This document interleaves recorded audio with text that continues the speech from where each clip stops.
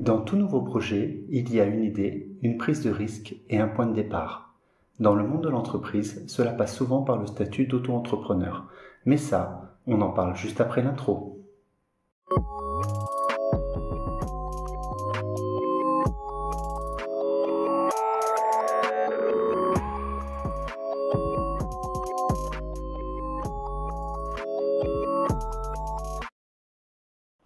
Bonjour à tous et bienvenue au cabinet. Je suis Jérôme Petit, expert comptable. Sur cette chaîne, on parle de gestion d'entreprise d'un point de vue pratique et accessible. L'idée est de développer et de vulgariser chaque mois un thème qui peut intéresser le chef d'entreprise. Pour les premières vidéos, je vais me baser sur des questions posées par mes clients au sein de mon cabinet. Et la question qui revient le plus souvent lorsque je reçois un créateur d'entreprise est « Quel est le meilleur statut ?» Je vais donc essayer de répondre à cette question en 3 ou 4 vidéos. Si le sujet vous intéresse, n'hésitez pas à vous abonner à la chaîne et à cliquer sur la cloche de notification au-dessous de cette vidéo. Revenons au sujet du jour, l'auto-entrepreneur, ou devrais-je plutôt dire le micro-entrepreneur, car le nom a changé en 2018 avec la dernière réforme du régime. Par simplification, je continuerai à parler d'auto-entrepreneur dans cette vidéo, car le nom est rentré dans l'inconscient collectif. Tous les chiffres que je vous indiquerai sont à jour à septembre 2020. Pour les actualiser, je vous laisse des liens vers les sites des impôts et de l'URSSAF dans la description de cette vidéo. Pour commencer, un peu d'histoire. Le régime de l'auto-entrepreneur a été créé en 2008 sous la présidence de Nicolas Sarkozy. L'idée originelle de ce régime était de répondre à l'un des thèmes de la campagne présidentielle, le célèbre « Travailler plus pour gagner plus ». L'auto-entrepreneur devrait permettre aux salariés, aux retraités, aux chômeurs et aux étudiants d'avoir un complément de revenu. Ce statut devait également permettre aux porteurs de projets de tester leurs idées rapidement et à moindre frais. Dans cette philosophie, il a été créé une nouvelle sous-catégorie d'entreprises individuelles qui offrait à la fois une grande souplesse d'organisation et une simplicité au niveau des démarches, l'auto-entrepreneur. Mais comment fonctionne ce régime ? Ce qu'il faut retenir, c'est que le régime de l'auto-entrepreneur tourne autour d'une variable clé, le chiffre d'affaires encaissé. C'est le point important. À la différence de tous les autres régimes, on ne paye des cotisations sociales et la majorité des impôts que lorsque l'on encaisse du chiffre d'affaires. Ce chiffre d'affaires encaissé sert de base à la détermination de l'impôt sur le revenu et aux cotisations sociales, allocations familiales, maladie, retraite.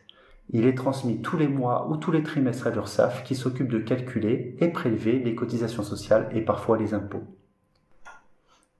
Au niveau de la fiscalité, l'impôt sur les revenus est prélevé soit sous la forme d'un versement libératoire forfaitaire ou par défaut par un prélèvement à la source. L'option pour le versement libératoire forfaitaire n'est disponible que pour certaines catégories de personnes, ceux dont le revenu fiscal de référence lors de l'avant-dernière année n'excède pas un certain seuil. Par exemple, ce seuil était de 27 519 € en 2020 pour une personne seule. Dans les faits, si une personne crée en 2020 une auto-entreprise, elle pourra demander à bénéficier du versement libératoire forfaitaire si son revenu fiscal de référence ne dépasse pas 27 519 € en 2018. Dans ce cas, l'URSSAF prélèvera entre 1 et 2,2% du chiffre d'affaires au titre de l'impôt sur le revenu. C'est-à-dire que pour 1 000 € de chiffre d'affaires, l'URSSAF prélèvera une somme comprise entre 10 et 22 € au titre de l'impôt sur le revenu. Ce taux dépend de l'activité de l'auto-entrepreneur. Il est de 1% pour les entreprises de vente de marchandises ou de fourniture de logement, 1,7% pour les prestations de services et 2,2% pour les bénéfices non commerciaux. Comme l'impôt est forfaitaire, en fonction du revenu réel de 2020 déclaré en 2021, il n'y aura ni remboursement en cas de trop payé, ni prélèvement complémentaire en cas de complément. L'autre solution pour l'auto-entrepreneur, c'est le prélèvement à la source. Dans ce cas, les impôts prélèvent des acomptes sur la base du chiffre d'affaires déclaré l'année précédente directement sur le compte bancaire du contribuable. Ce régime permet d'obtenir un abattement forfaitaire sur son chiffre d'affaires afin de déterminer le revenu imposable, c'est-à-dire le revenu servant de base à la détermination de l'impôt sur le revenu. Cet abattement est de 71% pour les activités d'achat-revente et de fourniture de logement.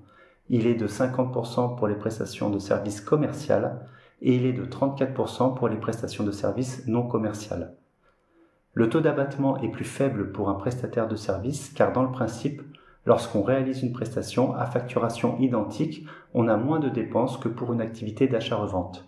De ce fait, la rémunération retirée de son activité et donc de son chiffre d'affaires est plus importante dans le cadre d'une prestation que pour une activité d'achat-revente.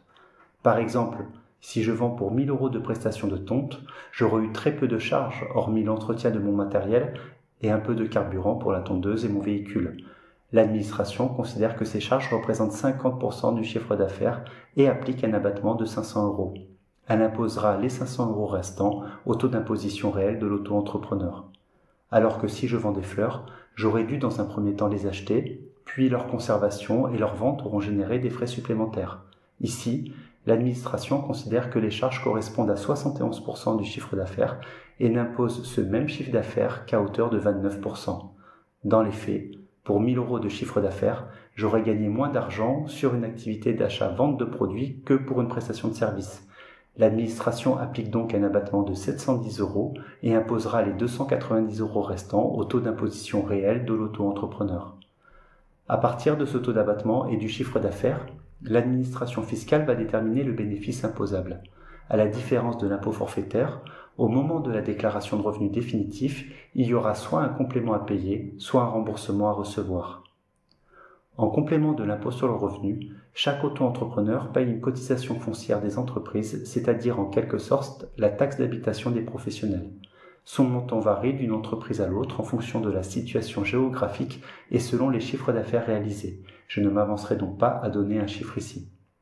Outre les impôts sur le revenu, le chiffre d'affaires de l'auto-entrepreneur sert également de base à la détermination des cotisations sociales. Ce qu'il faut retenir, c'est que l'auto-entrepreneur dépend de la sécurité sociale des indépendants et éventuellement, pour certaines activités libérales, de la CIPAV. Le montant des cotisations et des contributions sociales est calculé en appliquant au chiffre d'affaires encaissé un taux qui varie entre 12,80 et 22% en fonction du secteur d'activité. Le taux est de 12,80% pour les activités d'achat-revente, de vente de repas à consommer sur place et les prestations d'hébergement. Ce taux passe à 22% pour toutes les autres prestations. Avec le même principe que pour l'impôt sur le revenu, l'URSSAF considère qu'à chiffre d'affaires identique, un prestataire de service réalise plus de bénéfices qu'un auto-entrepreneur réalisant une activité d'achat-revente. Cependant, elle ne fait pas de distinction entre les prestations commerciales et les prestations libérales, ce qui n'est pas le cas des impôts. Ici, pour 1 000 € de chiffre d'affaires, les cotisations sociales seront comprises entre 128 € et 220 € en fonction de l'activité réalisée. En complément des cotisations sociales, l'URSSAF prélève à l'auto-entrepreneur une contribution et une taxe. Une contribution à la formation professionnelle qui est entre 0,1 et 0,3% du chiffre d'affaires et qui permet aux auto-entrepreneurs de bénéficier du droit à formation professionnelle, et pour les artisans ou commerçants, une taxe pour frais de chambre de commerce et d'industrie ou chambre des métiers et de l'artisanat qui n'apporte aucun droit. Cette taxe est dans tous les cas inférieure à 1%. Comme je vous l'ai dit au départ, le régime de l'auto-entrepreneur a été créé pour les toutes petites entreprises. Il ne faut donc pas dépasser certains seuils pour bénéficier de ce régime. Il existe deux seuils qui diffèrent en fonction de l'activité de l'auto-entrepreneur. Il y a d'un côté les activités de commerce et d'hébergement et de l'autre les prestations de services. La raison de ces deux seuils est la même que pour le taux de cotisation sociale et le taux d'abattement à l'impôt sur le revenu. Pour gagner 1 000 € de revenus nets, un prestataire de service n'a pas besoin de réaliser autant de chiffre d'affaires qu'une activité de commerce, c'est-à-dire une activité d'achat-revente. En 2020, les seuils sont les suivants. 176 200 € pour les activités commerciales d'achat-vente de marchandises, de fabrication de produits ou de prestations d'hébergement, et 72 600 € pour les prestations de services. Il faut faire attention, car les seuils sont supérieurs à ceux de la franchise de TVA, qui est de 94 300 € pour les ventes de marchandises et 36 500 € pour les prestations. De ce fait, on peut bénéficier du régime d'auto-entrepreneur tout en étant soumis à TVA. Le fonctionnement du régime me convient, je ne pense pas dépasser les seuils, mais comment devenir auto-entrepreneur ? Les démarches de création d'un micro-entrepreneur sont très simples, surtout si on les compare aux formalités de création des sociétés. Il n'y a qu'une seule inscription à faire sur le site auto-entrepreneur.ursaf.fr. Une fois la déclaration effectuée, l'URSSAF transmet les informations au centre des formalités des entreprises dont dépend l'auto-entrepreneur. C'est ce service qui s'occupe de l'ensemble des démarches de création. Il faut cependant faire attention à 2 types d'arnaques. Premièrement, les démarches administratives payantes. Créer, modifier, quitter les statuts d'auto-entrepreneur, c'est gratuit. On peut effectuer ces démarches gratuitement auprès d'organismes officiels comme le Centre des formalités des entreprises, la Chambre de commerce et d'industrie, la Chambre des métiers et de l'artisanat, l'URSSAF ou directement sur le site auto-entrepreneur.ursaf.fr. Cependant, de nombreux sites commerciaux non officiels proposent de les réaliser moyennant finance et malheureusement sans apporter de valeur ajoutée. Il faut donc faire attention aux sites utilisés. La deuxième arnaque concerne les formalités non obligatoires. Lorsque l'on crée une entreprise, on reçoit tout un tas de propositions telles qu'une inscription sur un annuaire ou un registre par exemple. Malgré leur apparence sur la forme, ces offres ne sont ni officielles ni obligatoires. Il s'agit uniquement de propositions commerciales facultatives émanant d'organismes comme dépôt légal ou registre européen par exemple. Une fois les démarches effectuées et l'entreprise créée, comment fonctionne au quotidien une auto-entreprise ? Dans cette 5e partie, je vais vous parler du compte bancaire, des devis et factures et de la déclaration mensuelle ou trimestrielle. Concernant le compte bancaire, c'est la loi de finances de la Sécurité sociale pour 2015 qui définit l'obligation du compte bancaire dédié pour les entrepreneurs. Avec l'adoption de la loi Pacte, le 22 mai 2019, les auto-entrepreneurs dont le chiffre d'affaires annuel est inférieur à 10 000 € pendant 2 années consécutives sont dispensés de l'obligation d'ouvrir un compte bancaire dédié. C'est également le cas pour ceux qui créent une auto-entreprise. Cependant, malgré le caractère facultatif, il reste fortement recommandé de disposer d'un compte dédié à l'activité d'auto-entrepreneur. Cela permet de suivre plus facilement les produits et les charges liées à l'activité professionnelle. Par contre, il ne faut pas confondre compte bancaire dédié et compte professionnel. Pour les auto-entrepreneurs, il n'y a aucune obligation de souscrire à un compte professionnel. L'important est le principe de la séparation entre compte vie professionnelle et vie privée. L'auto-entrepreneur peut tout à fait ouvrir un compte particulier qui coûtera généralement moins cher en frais de gestion. Une fois le compte bancaire créé, l'auto-entrepreneur va rencontrer ses premiers clients, mais doit-il obligatoirement faire des devis ? Dans les relations entre professionnels, il n'est jamais obligatoire de dresser un devis. En revanche, dans les relations de professionnels à particuliers, dresser un devis est parfois obligatoire. C'est notamment le cas pour les services de déménagement, les prestations funéraires, les travaux dans le secteur du bâtiment et de l'équipement de la maison, les prestations dont le montant dépasse 1 500 € et bien entendu lorsque le client en fait la demande. En revanche, si l'auto-entrepreneur intervient en urgence, une porte fracturée ou un dégât des eaux par exemple, il est dispensé d'établir un devis. Point important, le devis protège le client mais également l'auto-entrepreneur. Un client ne pourra jamais remettre en cause un prix s'il a accepté un devis. La gestion d'une auto-entreprise passe évidemment par l'étape de la facturation. Un certain nombre de règles générales encadrent la facturation d'un auto-entrepreneur. Il doit transmettre une facture à son client au plus tard le jour de la livraison ou de l'exécution de la prestation. On peut cependant admettre un retard de 15 jours pour des raisons administratives. L'auto-entrepreneur doit être capable de transmettre avec la facture une attestation URSSAF auto-entrepreneur si le client en fait la demande. Toutes les factures doivent être complétées en 2 exemplaires, un pour le client et un pour l'auto-entrepreneur. Enfin, ces mêmes factures doivent être numérotées, présenter un numéro unique et se suivre sans trop de séquences. Il ne faut pas passer de la facture 102 à 104. La facture 103 doit exister, et si elle est annulée, il ne faut pas la supprimer mais générer un avoir. À ces règles s'ajoutent des mentions obligatoires qui doivent obligatoirement apparaître sur toutes les factures de l'auto-entrepreneur. En effet, il faut que l'auto-entrepreneur et son client soient clairement identifiés. Pour le professionnel, il s'agit en résumé d'indiquer son nom, son adresse, son numéro SIRET d'auto-entrepreneur et son numéro au registre du commerce et des sociétés ou au registre des métiers. Concernant le client, il faut simplement indiquer son nom, son adresse et pour les clients professionnels, sa forme juridique.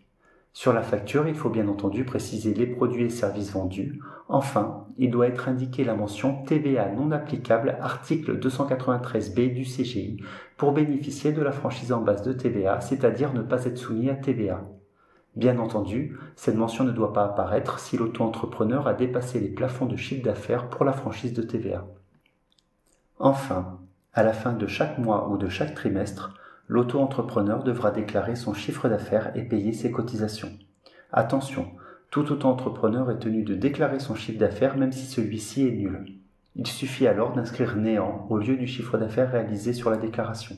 En cas de chiffre d'affaires nul pendant 24 mois consécutifs, l'administration procédera automatiquement à la radiation de l'entreprise, c'est-à-dire que l'auto-entrepreneur n'existera plus. Depuis le 2 septembre 2019, la déclaration de chiffre d'affaires s'effectue obligatoirement en ligne sur le site auto-entrepreneur.ursaf.fr. Comme précisé précédemment, le chiffre à déclarer comprend uniquement les sommes encaissées, c'est-à-dire celles qui ont été versées sur le compte bancaire. Au niveau de la périodicité de déclaration, si l'auto-entrepreneur avait opté pour des déclarations mensuelles, il doit effectuer ses déclarations chaque mois pour le chiffre d'affaires du mois précédent, par exemple avant le 31 octobre pour le chiffre d'affaires encaissé en septembre. Si l'auto-entrepreneur avait opté pour des déclarations trimestrielles, il doit effectuer ses déclarations le mois qui suit le trimestre à déclarer, par exemple avant le 31 octobre pour le chiffre d'affaires encaissé entre juillet et septembre. Dans la déclaration, il est important de séparer le chiffre d'affaires entre les différentes activités, vente de produits et prestations par exemple. Car, comme indiqué précédemment, le taux appliqué par les impôts et les charges sociales sera différent entre les prestations et les ventes de marchandises. Pour finir, sachez qu'en plus de cette déclaration, le chiffre d'affaires de l'auto-entrepreneur devra annuellement être déclaré sur sa déclaration de revenus. On arrive dans les dernières minutes de cette vidéo. J'espère que vous y voyez un peu plus clair sur le régime de l'auto-entrepreneur maintenant. Si c'est le cas, n'hésitez pas à mettre un pouce bleu et si vous avez des questions, n'hésitez pas à les mettre en commentaire. La prochaine vidéo portera sur la comparaison entre le régime de l'auto-entrepreneur et celui de l'entrepreneur individuel. Pour ne pas la rater, pensez à vous abonner et à cocher la cloche de notification. En attendant, entreprenez bien.